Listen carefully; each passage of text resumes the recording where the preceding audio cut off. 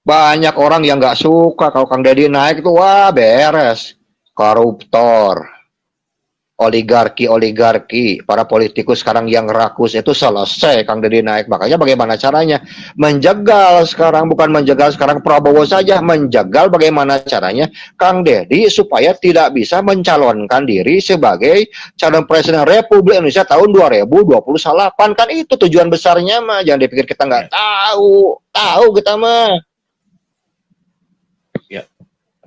Karena Kang Deddy cukup populer di kalangan masyarakat Jawa Barat, bahkan menjadi sebuah rujukan kepada pejabat-pejabat daerah untuk belajar mengadopsi daripada sistem yang dibuat oleh KDM. Iya, dan kita tahu bahwa sudah sekian puluh tahun bahwa tempat pelatihan ideologi radikalisme itu adanya di Jawa Barat dan beberapa tempat adanya di kota Bandung, dan saya mah tahu persis di mana kotanya karena sama orang Bandung asli.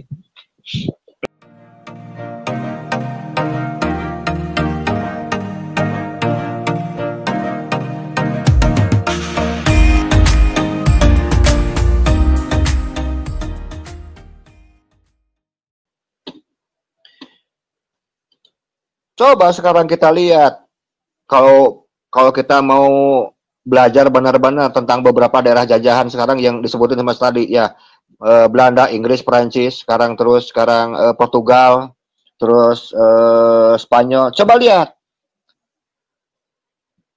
daerah jajahan mereka. Sekarang ambil contoh yang gampang aja, Afrika.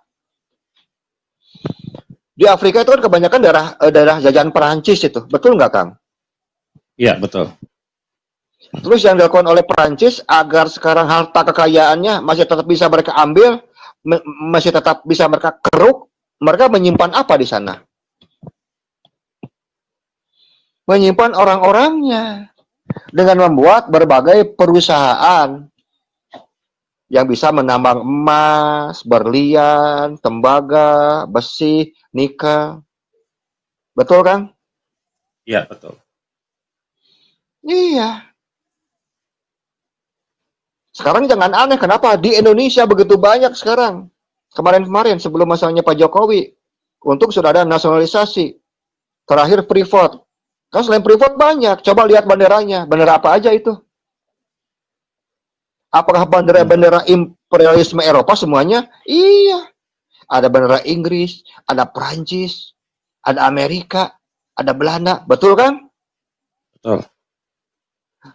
Tetap. Karena apa? Kan sudah tadi saya katakan bahwa tujuan utama sekarang dari penjajah itu adalah untuk mengambil kedaulatan dan kekayaan. Baik ketika mereka sekarang sedang ekspansi atau ekspedisi waktu itu, ataupun setelah hengkang, itu akan dikeruk terus. Karena apa? Harus kita akui bahwa teknologi itu sampai sekarang mereka yang pegang. Nah, sekarang negara-negara yang kaya sumber daya alamnya, dari dulu sampai sekarang termasuk negara-negara yang sekarang memang dibatasi tentang teknologi, sehingga karena dibatasi akan mengambil orang-orang yang ahli dari para penjajah-penjajah dahulu dengan bentuk kerjasama ekonomi, kontrak puluhan tahun, belum habis panjang lagi, tambah lagi, belum habis tambah lagi, kan gitu terus sampai sekarang.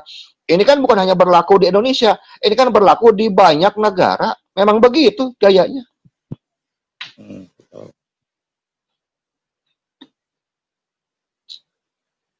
Oke, baik, Pak Kiai. Apakah Robitoh ini sebenarnya secara ini sadar atau tidak sedang menjadi sebuah mesin propaganda keunggulan nasab di atas kompetensi keilmuan ya? Karena kan sangat sedikit daripada yang membela Mbak Alawi ini untuk membela klannya itu menonjolkan ataupun memperlihatkan data, ya kan? Nah, apakah ini seperti apa Pak Kiai? Ya jelas mereka mah sadar 100% bahwa lebih baik milih Habib yang bodoh daripada sekarang jadi orang yang pintar dibandingkan jadi orang yang banyak ilmunya. Mereka sudah sadar, mending bodoh. Karena apa? Mereka yakin ada darah kanjeng Nabi. Ternyata Nabi Hud lagi. Salah lagi, kan karuja. Mereka lupa Indonesia itu banyak dari zaman kerajaan.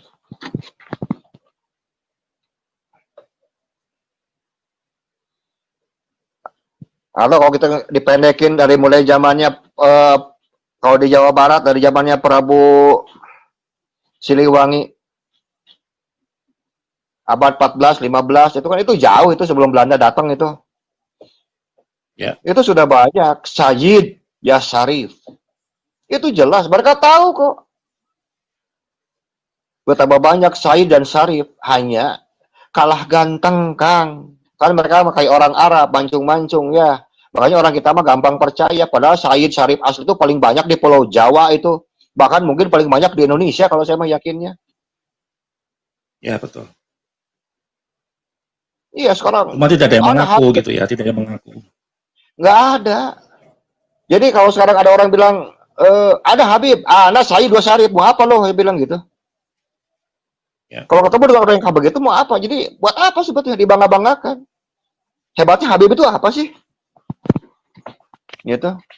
Nggak jadi Habib juga nggak apa-apa. Nggak jadi Sayyid, nggak jadi Syarif juga nggak apa-apa. Bahkan nggak jadi anggota DPR pun nggak apa-apa. Yang penting sekarang mampu memberikan manfaat besar untuk sekarang rakyat Indonesia, Kang. Ya. Orang kalau sudah kena doktrin sesat, ya begitu. Ratusan tahun merasa menjadi ras paling mulia dengan nasab palsu. Mereka merasa bisa menjajah semua. Tapi coba lihat dari dulu. Karena memang sudah didukung oleh Belanda, akhirnya pengaruh itu kan masuk ke semua instansi pemerintahan. Kepolisian, tentara, sampai ke istana. Dan cengkeramannya itu sampai sekarang masih kuat, harus saya katakan masih kuat, Kang. Nggak gampang, karena apa? Ada proyek balas jasa, berat, Kang, kalau sudah proyek balas jasa ini. Secara emosional, psikologis juga memang susah memang. Kalau udah balas jasa, terima kasih. Gitu kan? Jadi kita harus memang sabar menunggu minimal 2 kematian tokoh besar mereka dengan terus memberikan edukasi yang mencerdaskan kepada masyarakat dengan menampakkan data-data yang kuat di masyarakat. Begitu, Kang. Nah, tapi kalau 2 tokoh besar nggak ada ataupun sudah nggak mendominasi, apakah ada kemungkinan juga untuk ada regenerasi, Pak Gai? Mungkin lebih kuat atau mungkin sama kekuatannya, atau seperti apa, Pak Gai? Wah, enggak, sudah sangat jauh, Kang. Regenerasi sudah disiapkan. Sudah disiapkan dari dulu. Cuman sosoknya ini, wah jauh lah, nggak kuat lah. Nggak akan bisa. Jangankan dua-duanya nanti mati. Satu aja sekarang udah goncang kok. Nusantara nanti. Akan kembali lagi nanti, insya Allah. Cuman kan kita serba bingung. Apa kita dibolehin nih untuk doain 2 orang ini supaya cepat mati? Kan nggak juga, Kang. Susah ya? Ya, betul. Saya belum mendapatkan hadis gitu yang diizinkan untuk mendoakan orang agar cepat mati gitu maksudnya. Apa baca hijib anu atau ditalu atau segala macam sama dukun gitu maksudnya. Betul. Ya mereka sudah tahu Kang bahwa periode mereka itu sebentar lagi akan habis. Habisnya. Cuma mereka tidak mau habis sekaligus. Jadi tetap harus kelihatan gagahnya, jayanya, makanya mereka harus kuat secara politik. Nah, untuk mempertahankan regenerasi agar mereka terus hidup, bagaimana? Ya, kelompok mereka terus mengusung calon presiden dari kelompok mereka. Kan gitu, gampang kok baca politiknya itu, Mas. Tapi kalau misalkan loyalitas, Pak, loyalitas lebih utama daripada tokoh karismatik, katakanlah 2 tokoh tersebut, apakah mungkin bisa, Pak Kai, untuk tetap jalan tanpa ada tokoh?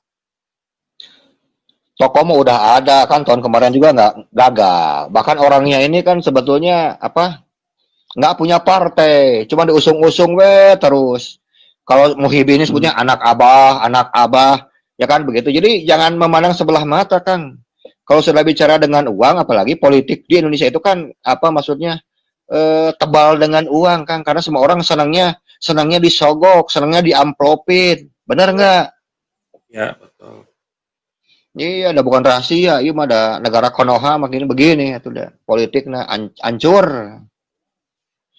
Makanya saya harap dengan sungguh-sungguh kepada Bapak Presiden Prabowo itu harus segera cepat meresmikan undang-undang perampasan aset. Memang nggak mungkin lah dalam sisa umur dan sisa kekuasaan Bapak bisa ditangkap semuanya. Tapi minimal tangkap Pak yang gede-gede Pak, jangan yang kecil-kecil. Kagok, nu laletik mah gede nah heula tah lauk paus da tewak sekalian tah.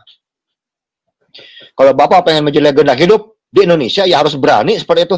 Masa komandan Danjen Kopassus, komandan Kopassus bintang 4, masa kalah Bapak sekarang sama Nayib Bukele, seorang politikus, bukan tentara, jangankan jenderal, kopral aja bukan, masa Pak kalah Pak sama dia? Bapak nggak malu sama Nayib Bukele? Menjadi sekarang sejarah. Ayo Pak,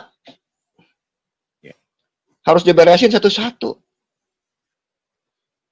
Sekarang kalau dengan pangkat jenderal bintang 4, sekarang tidak berani melakukan sekarang sebuah revolusi mentalitas yang luar biasa, wah terus terang, ini kayaknya 50% rakyat Indonesia akan sangat kaduhung, akan nyesel kenapa sudah milih Bapak sebagai presiden sekarang. Benar Pak, percaya sama saya Pak.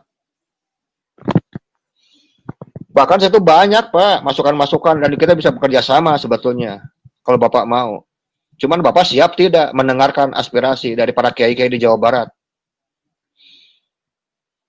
Karena kiai Jawa Barat juga sudah menyiapkan beberapa masukan untuk Bapak, termasuk untuk Kang Deddy Mulyadi sebagai seorang yang sekarang dicintai oleh seluruh rakyat Indonesia. Bahkan kalau untuk di kalangan khusus di Jawa Barat, Kang Deddy Mulyadi itu kan sudah disebutkan Raja Anom Tanah Sunda, disebutnya juga begitu tuh Pak.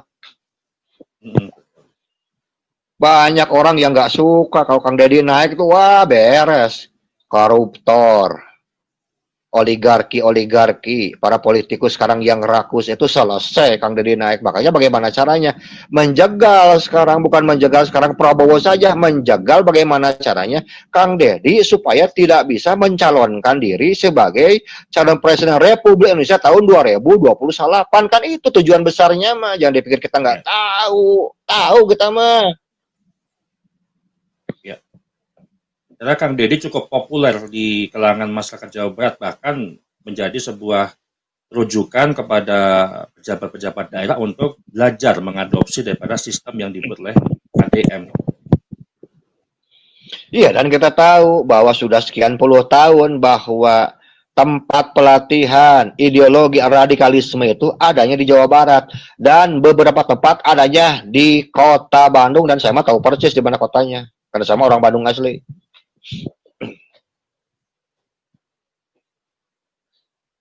Ya, karena simpatisan-simpatisan mereka, Pak Kiai, kalau kita baca berdasarkan riset analisa, memang paling besar itu Jawa Barat, kemudian Sumatera Barat, itu menjadi sebuah indikasi. Jadi relevan dengan apa yang Pak Kiai sampaikan barusan itu. Memang Jawa Barat itu pusat untuk kaderisasi. Semua ormas Islam itu, kita kalau sekarang kita mau jujur, yang jadi backingnya itu adalah partai Kang. Partai itu akan berideologi sekarang, ormas itu akan berideologi sebagaimana partainya berideologi. Kalau partainya sekarang ideologinya Pancasila, ya ke bawahnya juga Pancasila. Kalau partainya sekarang menolak Pancasila, ke bawahnya juga akan menolak Pancasila. Masa yang begitu aja harus saya terangin lagi? Iya, betul. Sekarang kita sebut, ada nggak partai Indonesia sekarang yang menolak Pancasila? Ada jawabannya. Ada nggak ormas sekarang Islam di Indonesia yang menolak Pancasila? Ada. Sama nggak? Sama. Kenapa? Ya karena ada keterkaitan.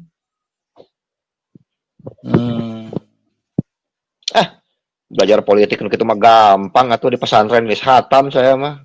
Ya di pesantren kan saya bukan cuma belajar alif, ba, ta, sa, bukan, lain diajar jurumiyah wungkul, lain diajar ayeuna ilmu hadis, ilmu tafsir, tapi belajar juga tentang siasa dan belajar tentang politik Indonesia dari zaman ke zaman. Kita belajar Kang di pondok itu Kang. Iya, betul. Iya. puluhan tahun, belasan tahun di pesantren ngaji pakai kitab, sekarang kitab tinggalin pakai zon. Ngaco, saya bilang. Sulit pakai Iya, untuk guru. bisa meyakinkan keilmuan gitu kan, hanya zone aja gitu kan. Ya nggak ada bisa, Kang, yang memaksakan sebuah keyakinan, kecuali memang Allah yang memberikan keyakinan tersebut. Ya, kita sangat menghormati guru-guru kita, tapi anggap guru-guru kita itu sebagai makhluk yang maksum. Awas, hati-hati. Guru tetap kita hormati dan kita muliakan. Tapi kalau ada sekarang pendapatnya yang salah beberapa hal, muridnya sekarang ya harus luruskan dong. Supaya guru kita, maksudnya supaya tidak berdosa dengan fatwa yang pernah dia sampaikan ketika dia hidup. Kan ini bentuk sayang, bentuk kasih seorang murid pada gurunya. Terus apa yang salah sebetulnya kalau kita lurusin? Ya, betul. Wah, ini Kiai Anu, Mbah Anu, saya Anu juga dulu. Andaikan mereka masih hidup, saya pasti akan datang.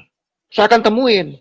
Kiai, Mbah, ini kajian saya, ini penelitian saya, ini dalil-dalilnya, tolong sekarang dibaca. Kalau salah, tolong dilurusin. Jadi sekarang kalau ada guru yang salah, dibenerin sama muridnya, harusnya kan dia senang. Oh, murid aku ini berhasil dalam bab anu. Kan kalau saya juga begitu kan. Kalau punya murid dalam beberapa hal yang lebih punjul, lebih unggul dibandingkan keilmuan saya tuh senang bener kan. Bukannya jadi marah, bukan. Apalagi hasut, nggak ada ceritanya. Senang, berarti kita berhasil. Seorang murid sekarang setelah berikan ilmu pengetahuan dan dia tahu bahwa ada beberapa fatwa guru yang salah dan dia sekarang tidak mau merevisinya. Ini sebetulnya murid apa kok mau mempertahankan dosa gurunya di alam kubur, kan hakikatnya ke situ sebetulnya. Cuman nggak kepikiran merenan. Kok bisa ada seorang murid sekarang yang membiarkan gurunya terus dibanjiri dengan kesalahan fatwa semenjak dia hidup. Ini murid apa sebetulnya begini?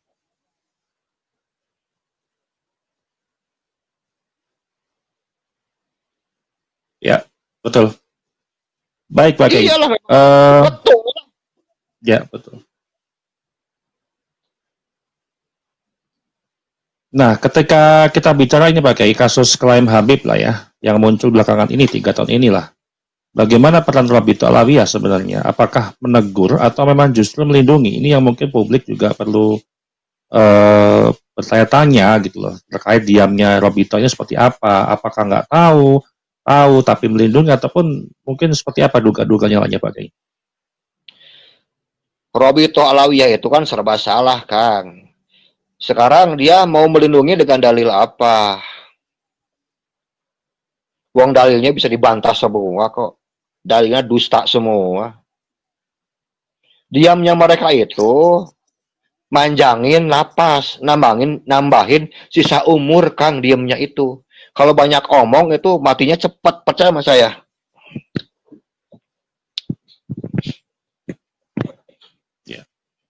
Ya nggak ada manfaatnya. Apa sebetulnya Robert Alawiyah itu? Yang jelas itu mengambil keuntungan politik dengan anggaran-anggaran yang memang ada di istana, di instansi, di kementerian. Jangan pikir kita nggak tahu. Yang orang sudah bilang pamali itu saya nggak bisa sebutin angkanya itu. Pokoknya mah guys gede pokoknya.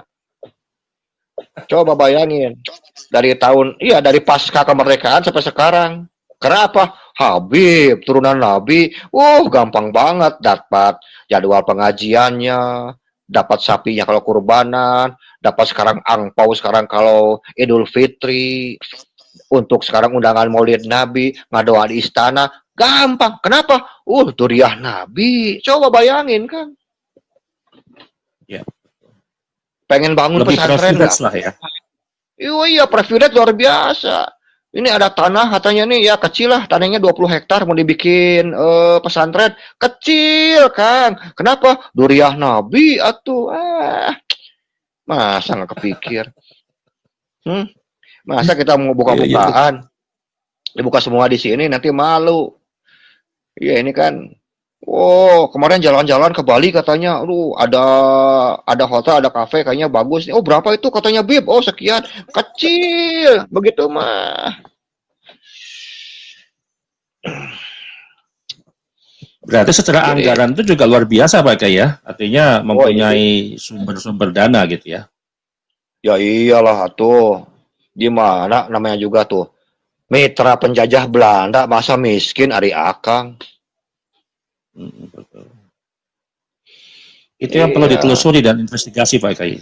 Terkait hal itu sebenarnya. Enggak. Data-data itu ada di beberapa kawan-kawan, ada yang disimpan di Banten, Jakarta, kemudian di Bandung, kemudian Jawa Tengah, Jawa Timur, di Bali. Ya mungkin kurang lebih data-data tentang dalaman Rabiut Alawiyah itu mungkin kurang lebih disimpan di 9 titik kan, 9 wali disimpan di 9 titik.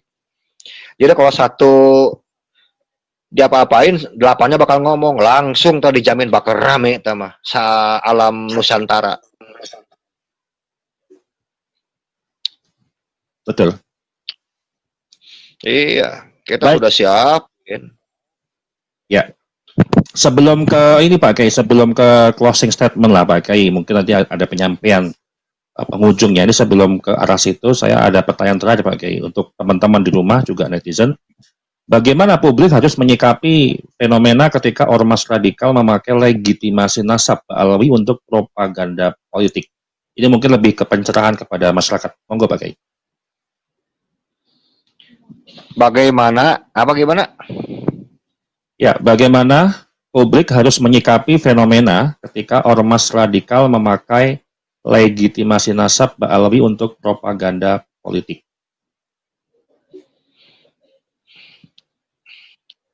Jawaban pendek mau jawaban panjang ini? Monggo, silakan supaya teman-teman juga bisa memahami Pak Kiai. Bagaimana menyikapi Jawaban yang baik. yang paling baik itu lawan. Ya. Yang paling baik banget itu lawan terus-terusan. Dah cukup aja jawabannya begitu. Oh, betul loh. Iya. Artinya nggak buka Iya. pikiran masyarakat itu ya, mau untuk membuka pikiran hati gitu Pak Kiai. Iya, kalau masyarakat tetap kekeh tidak mau membuka kesadarannya, ya jangan sampai nanti dihukumi oleh sejarah Anda sebagai pengkhianat bangsa. Itu aja sebetulnya. Karena kita bicara tentang Indonesia kita. Kita bicara tentang sekarang bagaimana kita menjaga harkat, martabat, marwah, kedaulatan Indonesia.